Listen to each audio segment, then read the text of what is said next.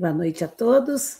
Estamos aqui novamente para fazermos reflexão sobre um outro tema importante da nossa vida, que é o orgulho. Normalmente eu gosto de falar de temas positivos, da esperança, do amor, da caridade, mas é preciso que a gente saiba também das nossas imperfeições para podermos combatê-las. E aqui hoje nós vamos falar alguma coisa sobre o orgulho. E nós sabemos que o orgulho pode significar algumas coisas. Por exemplo, um sentimento de dignidade pessoal, um brilho, uma altivez, um conceito positivo do orgulho. Você pode se orgulhar da sua vida, se você teve uma vida de trabalho digno, honesto, você teve conquistas no campo da sua profissão, no seu campo pessoal, ou você tem um orgulho de um filho, da família. Então, isso é um orgulho positivo. Pode ser também orgulho significar aquele de quem a gente tem o orgulho. Por exemplo, esse filho é o meu orgulho, essa empresa é o meu orgulho. Mas pode ter um conceito negativo. E é esse conceito negativo que nós queremos trazer para a nossa informação e para nós combatermos, que é um conceito elevado ou exagerado de si próprio. É um amor próprio demasiado, é uma soberba. Então, esse é o chamado, que a gente poderia chamar de orgulho do mal, o outro é o orgulho do bem. Então, os principais sentimentos contrários ao orgulho, primeiramente, é a humildade. Então, o indivíduo orgulhoso é aquele indivíduo que não é humilde. E não adianta falar assim, eu sou humilde, olha como é que eu sou humilde. Quem fala assim, não é. Né? A humildade, ela demonstra um outro tipo de sentimento, né? Aquele que não se exterioriza na forma de você mostrar para o outro o que você é. A humildade já tem que ser sentida pelo outro, não é? Eles mostrarem, olha como aquele indivíduo é humilde por todo tipo de comportamento que ele tem. Um oposto ao orgulho é também a modéstia, a simplicidade, a vergonha, quando você fala assim, eu me envergonho disso que eu fiz. É o contrário, eu tenho orgulho daquilo que eu fiz. Ou a submissão. A submissão é o contrário da soberba ou da altivez, que o orgulho, às vezes, nos leva a ter. Não é? E no campo da filosofia, da teologia, até da literatura, essa divisão do orgulho aparece, por exemplo, principalmente como dois tipos, o orgulho chamado autêntico e o orgulho chamado arrogante. Esse orgulho autêntico é uma virtude, é o que nós falamos há pouco do orgulho do bem, né? Ele surge quando o indivíduo reconhece o seu esforço, ou até do outro, o seu trabalho duro, a dedicação para alcançar alguma conquista, e gera automaticamente uma autoconfiança, e estimula o respeito dos outros, mas sem diminuir ninguém. Ele não visa diminuir o outro. É preciso que a gente tenha esse tipo de orgulho, porque nós temos que ter também uma visão positiva de nós mesmos, nós temos que buscar isso. Então, se nós tivermos isso, é uma virtude, nós podemos conquistar esse orgulho. O outro é o orgulho arrogante ou soberba, que é considerado um defeito ou um vício. Ele ocorre quando a pessoa atribui o sucesso exclusivamente aos seus talentos inatos ou seu status na sociedade, exibindo uma superioridade, um desdém em relação ao outro, uma dificuldade que ele tem em admitir erros. Podem ser classificados o orgulho chamado materialista, que baseia-se na ostentação dos bens materiais, focado no status. E, então, esses bens materiais, as riquezas, que para impressionar os outros e para validar uma posição pessoal do indivíduo no mundo social.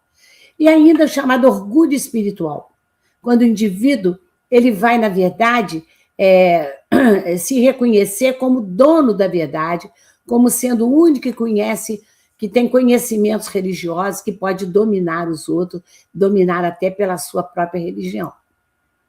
Então, o orgulho excessivo, ele se manifesta, sobretudo, por 7 sinais principais. Aí, à medida que a gente for falando, a gente vai reconhecendo que a gente tem alguns deles. Sim, a gente tem. Um pouquinho desse, um pouquinho do outro. E nós não estamos livres, infelizmente, do orgulho. Ele se manifesta algumas vezes de uma forma negativa em nossa vida. O primeiro deles, o sinal, é dificuldade em admitir erros. Quem não tem? O segundo é a resistência em pedir desculpas, quase sempre ligado ao primeiro. Se eu não reconheço que errei, não peço desculpas. O terceiro é uma aversão a pedir ajudas. Se eu acho que eu estou sempre certo, eu não preciso de ajuda do outro. A necessidade constante de provar que está certo. Uma atitude defensiva, de que os outros não cheguem a ele para nenhuma correção. É um espírito crítico e julgador, sobretudo em direção ao outro, e não a mim próprio. E uma centralização de atenção. Nós conhecemos esse.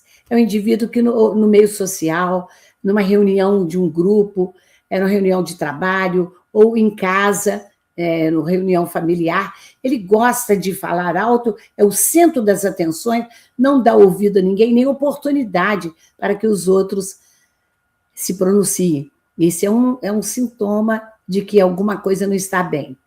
Mas o orgulho, de um modo geral, ele é sutil, de tal forma que o orgulhoso, muitas vezes, ele não reconhece que ele tem um orgulho. Ele pensa até que é humilde. Sobretudo quando ele fala, né? Tá vendo como é que eu sou humilde? Esse é o que não é mesmo. E existem, pasmem, 26 maneiras e comportamentos do orgulhoso. Então, os estudiosos, né, da ética, da religião, da psicologia e outros campos da atividade humana, eles elencaram 26 maneiras que você tem de manifestar esse orgulho. Vamos passar rapidamente por eles e vamos ver que a gente encaixa em algum deles, com certeza. E é bom que a gente reconheça, para reconhecer onde a gente pode agir para ficarmos melhor. Então, o primeiro é a arrogância. Arrogância, aquela atitude de superioridade e prepotência em relação ao grupo. A teimosia, que é recusar e mudar a ideia ou aceitar novas evidências, às vezes que estão até muito claras. Ressentimento, guardar mágoas devido à recusa em perdoar.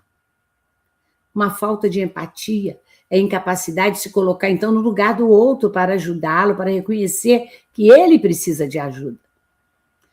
E muitas vezes o orgulho ele vem associado ao egoísmo.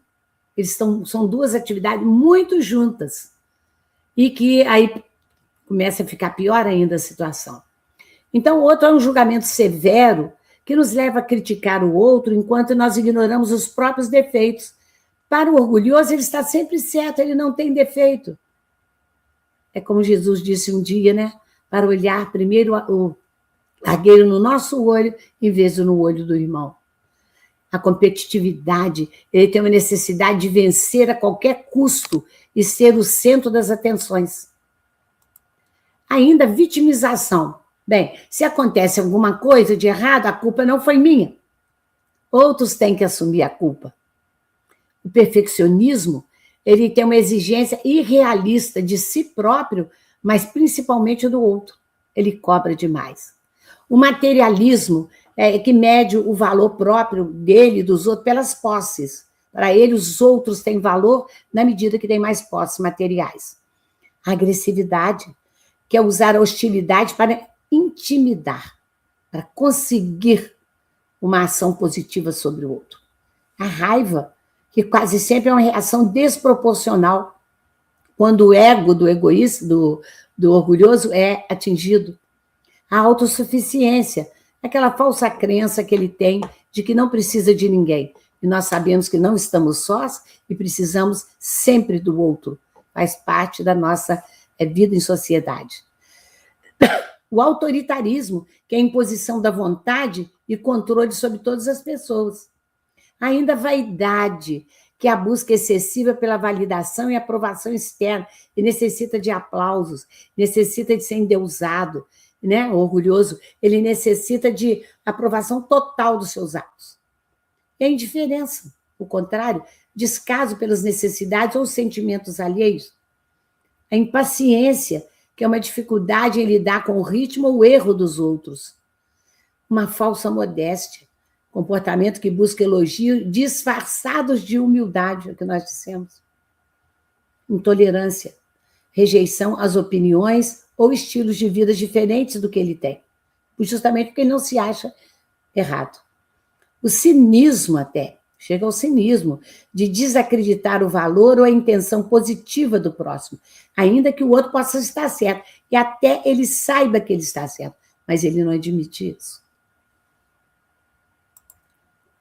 E aqui, para terminarmos agora, uma crítica excessiva, um foco constante no que está errado nos outros, uma manipulação, é o uso de estratégias para obter o que se quer, de uma forma não transparente e passando por sobre o outro.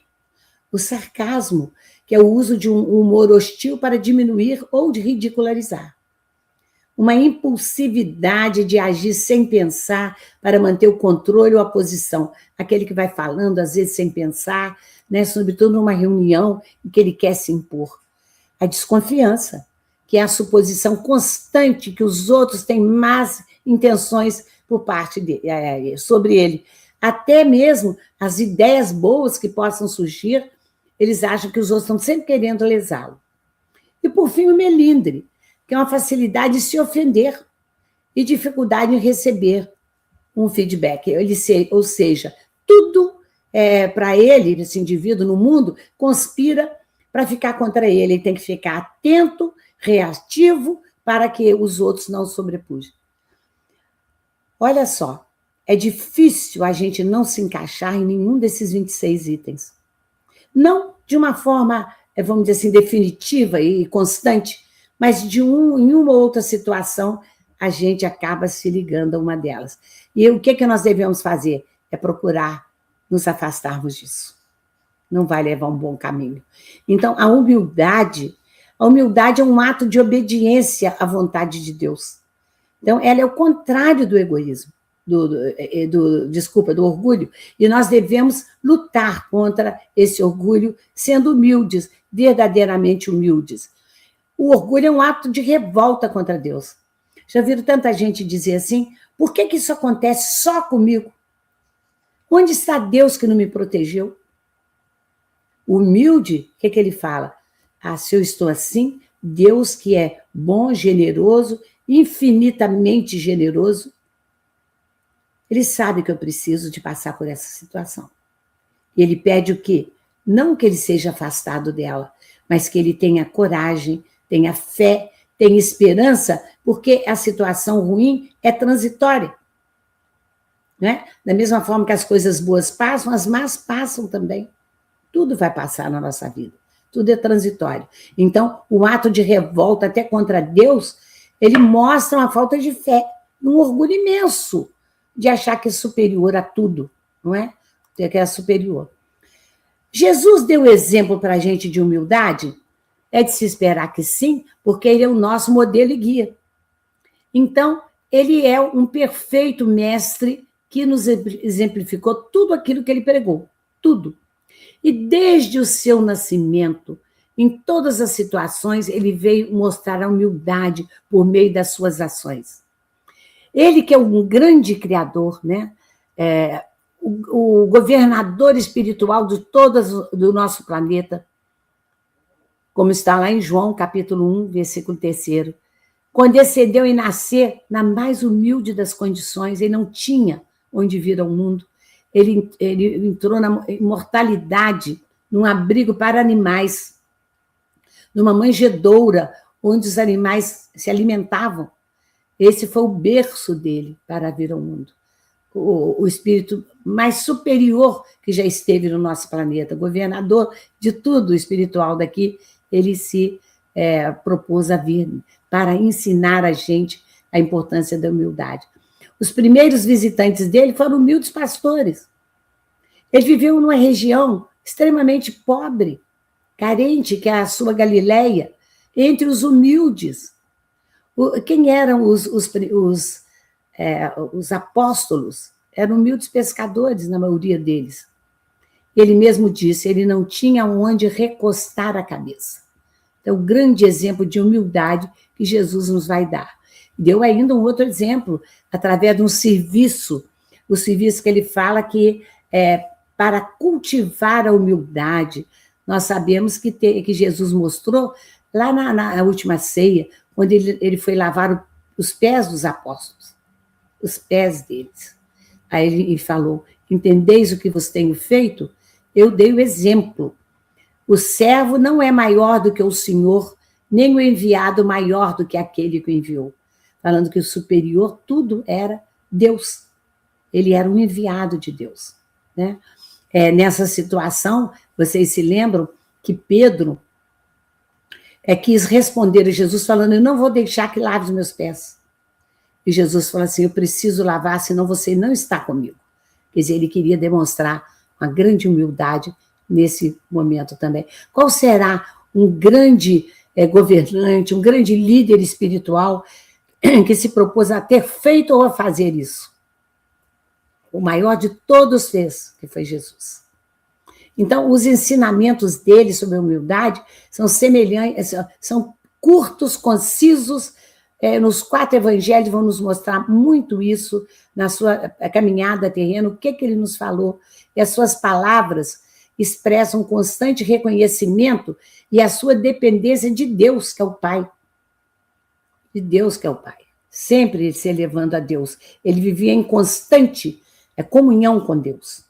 Então, a humildade é também um dos pontos importantes das bem-aventuranças que ele nos trouxe. Bem-aventurados que se humilharem profundamente. Bem-aventurados que são pobres em espírito, que vêm a mim, porque deles é o reino dos céus. Bem-aventurados são os mansos, porque eles herdarão a terra. Bem-aventurados são todos os pacificadores, porque eles serão chamados filhos de Deus. E quando os discípulos perguntaram a ele, quem é o maior no reino dos céus? Jesus chamou um menino e falou, aquele que se tornar humilde como esse menino, esse é o maior no reino dos céus. Falando então da humildade, da pureza de sentimentos que a criança poderia naquela hora representar. Não é? E lá em Lucas nós vemos, ele falou, porque aquele que entre vós for o menor, esse mesmo é grande. E ensinou, a minha doutrina não é minha, mas daquele que me enviou, glorificando o Pai, que é Deus. Quem fala de si mesmo busca a sua própria glória. É um orgulhoso. Mas o que busca a glória daquele que o enviou, este é verdadeiro. E nele não há injustiça. Está lá em João. Mais tarde ele falou, não faço nada por mim mesmo. Eu falo como meu Pai me ensinou. Porque eu faço sempre o que lhe agrada, o que agrada a Deus. E não busco a minha glória. Porquanto qualquer que a si mesmo se exaltar, será humilhado. E aquele que se humilhar, será exaltado. Pregando sempre, então, a humildade. E a humildade não é você se rebaixar pelo outro, não. Em direção, não. É você ter um sentimento de pureza, de que você não está unido a Deus nas suas interpretações, na interpretação do Evangelho. Não é você se achar inferior ao outro, se inferiorizar. Não é isso. É muito mais do que isso, né? Tem uma outra parte interessante do Evangelho, está lá em Mateus e Lucas, quando a mãe de Tiago e de João, ela não entendeu bem o que era o reino de Deus. Então ela chegou a Jesus e pediu a ele o privilégio dos seus 2 filhos, Tiago e João, que eram 2, Tiago maior no caso, e João, o evangelista, né? Eram, junto com Pedro, os 3 eram eram os apóstolos mais chegados a Jesus e que estiveram presentes em várias situações importantes, como, por exemplo, da transfiguração, em várias curas. Então, ela queria que cada um ficasse no reino do céu, um ao lado de Jesus, à direita, e o outro à esquerda. Jesus falou com ela, será que eles estão dispostos a beber o mesmo cálice que eu? Aí nós sabemos, né, que o Pedro foi crucificado, Tiago foi martirizado, Tiago Maior foi o primeiro dos apóstolos a ser martirizado, só João que não, que morreu a idade muito avançada lá em Éfeso. Ele falou, qualquer de entre vós quiser ser o primeiro, seja o vosso servo, porque o Filho do Homem não veio para ser servido, mas para servir. E falou que aquele privilégio de ficar no reino de Deus, dos céus, um ao lado dele e o outro, só cabia a Deus. De acordo com o quê? Com o merecimento que eles tivessem, que não cabia a ele decidir. Mostrando aí que não havia privilégio de Deus para conceder as coisas a nós. As coisas eram conquistadas. E todos três conquistaram, né? Foram grandes divulgadores do trabalho de Jesus depois. Então, numa parábola, ficou clarinho aqui, uma parábola do fariseu e do publicano, Jesus vai nos mostrar também essa humildade, porque o fariseu, ele era, Jesus estava no templo, o fariseu era um religioso, um líder religioso, e o publicano era um cobrador de impostos, que na época era tido como indivíduo ligado ao Império Romano, porque ele cobrava impostos para Roma, ele era muito mal visto. Aí, num canto, a gente viu lá na história que o publicano, o fariseu ficava orando, falando, olha como é que eu estou aqui, eu mereço toda a glória, porque eu pago os impostos, porque eu dou o dízimo. Olha, eu estou aqui, porque eu sou um bom religioso. E o publicano, no canto, ficou quieto, humilde, e pedia a Deus que o perdoasse, porque ele sabia que tinha muitos pecados. Aí Jesus fala, né, depois que ele contou essa parábola, que o fariseu foi deixado de lado por Deus, que ele reconheceu foi o que o publicano fazia, porque ele sim reconhecia quanto ele tinha que melhorar e se dirigiu ao Pai. Agora, o que a Bíblia fala sobre o orgulho? Fala sempre que o grande problema é isso, você ser orgulhoso e você ser contra Deus. Você se situar numa situação, numa condição que você não precisa dele, inclusive, né? Por uma arrogância, uma autossuficiência, e até o orgulho espiritual, como eu disse, é aquele que o indivíduo, por saber mais da religião, se julga muito superior a qualquer outro. Então, a Bíblia fala lá em Provérbios, fala muito bonito, que o orgulho do homem o humilha, mas o de espírito humilde obtém a honra. E eu gosto muito dessa citação de Jeremias, que fala, assim diz o Senhor, Deus fala, não se glorie o sábio da sua sabedoria, nem o forte em sua força, nem o rico em sua riqueza, mas quem se gloriar, glorie-se nisto.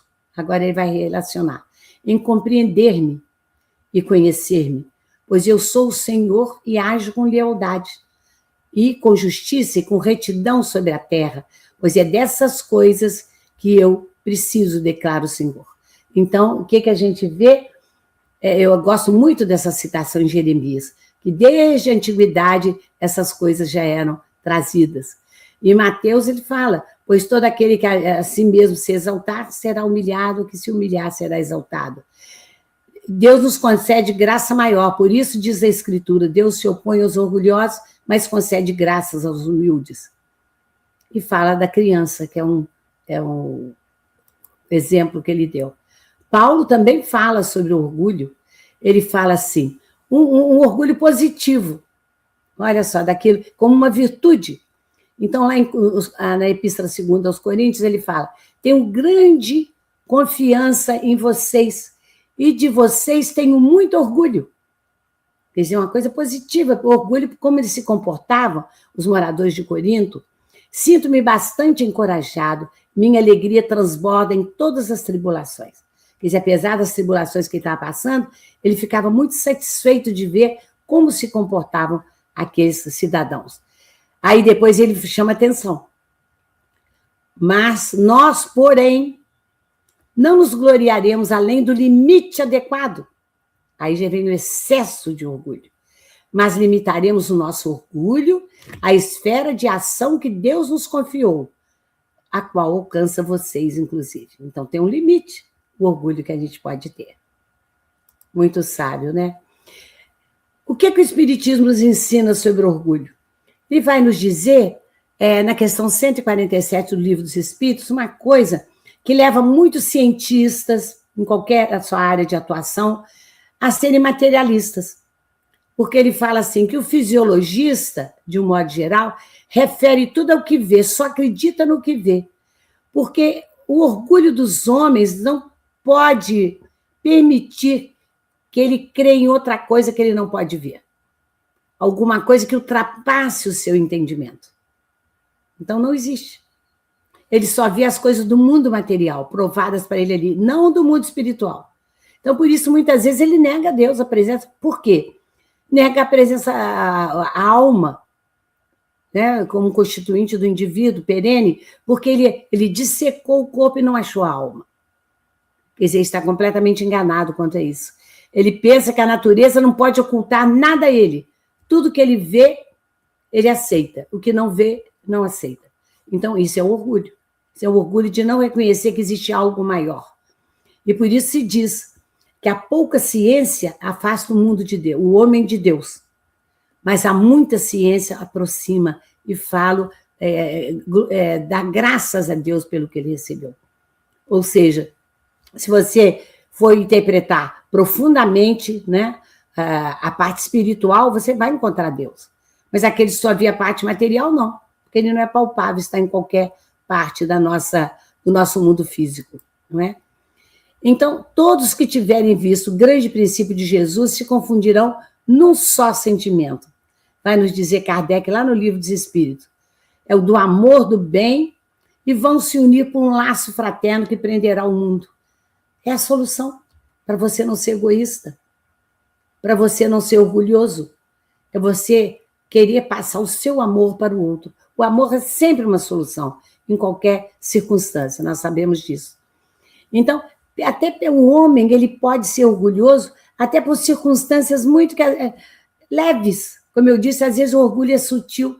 Por exemplo, um pai, na hora de querer escolher uma profissão para o filho, independente da vocação dele, ele quer que ele seja um grande professor, um grande cientista, um advogado, um médico, um engenheiro, outras profissões que não estão ligadas a um status social, ele faz com que ele desista da ideia. Ou por orgulho, para que ele tenha na sociedade uma, vamos dizer assim, seja mais reconhecido, ou pela avareza, porque é que ele ganhe mais naquela profissão que ele escolher. Independente de trazer a felicidade a ele ou não. Esses pais, dizem os espíritos, serão responsabilizados no mundo espiritual pela essa conduta. Né? Eu gosto muito de uma página que está lá na Seara dos Médiuns, que é um livro de Emmanuel maravilhoso, que se chama 3 Atitudes. E vai nos falar o que o egoísmo, o orgulho e o bem fazem em determinadas situações. Nós vamos citar aqui para vocês. Por exemplo, na sociedade, o egoísmo faz o que quer. Ele é que manda, ele se acha superior. O orgulho faz como quer. E o bem faz quanto pode, acima, às vezes, das próprias obrigações. No trabalho, o egoísmo explora o que acha. Explora. O orgulho oprime aquilo que vê e a quem ele vê, porque ele é maior. Mas o bem produz incessantemente. Numa equipe de trabalho, o egoísmo atrai para si. O orgulho só pensa em si. O bem serve a todos. Tem, então, um instinto de proteção, de amor, de caridade, fraternidade. Na amizade, o egoísmo utiliza situações. O orgulho clama por privilégio, sempre, porque ele sempre está certo. E o bem renuncia ao bem próprio, né, em favor do outro. E na fé, o egoísmo apenas aparenta. O orgulho reclama, mas o bem ouve o outro. E na responsabilidade, o egoísmo foge dela. O orgulho tiraniza, mas o bem colabora. Então, na dor alheia, o egoísmo esquece, né? Não tem nenhuma empatia. O orgulho condena. Por que você está nessa situação? A culpa é sua. Mas o bem ampara. E no estudo, o egoísmo finge que sabe. O orgulho nem busca saber, porque acha que ele é o dono da verdade, já sabe de tudo. Mas o bem aprende sempre para realizar o melhor. Então, o combate ao orgulho é também um processo. Não é uma coisa simples que a gente muda de um dia para o outro. Não é. Vocês viram aqueles 26 itens nos apontam que num ou no outro nós nos encaixamos, que nós temos que lutar com muita vontade para muita fé, muita esperança, muita humildade, muita obediência a Deus para nós vencermos isso que é tão, tão difícil às vezes, porque está enraizado em nós, ele está dentro de nós, por muitas reencarnações. Nós trazemos esse orgulho que assim, junto com o egoísmo, eles são sentimentos ligados ao mundo material, ao nosso mundo interno primitivo, e que nós não vamos nos desligar dele num momento para o outro, mas que é um processo que nós temos que cultivar para nós melhorarmos a nós próprios e também ao nosso planeta até.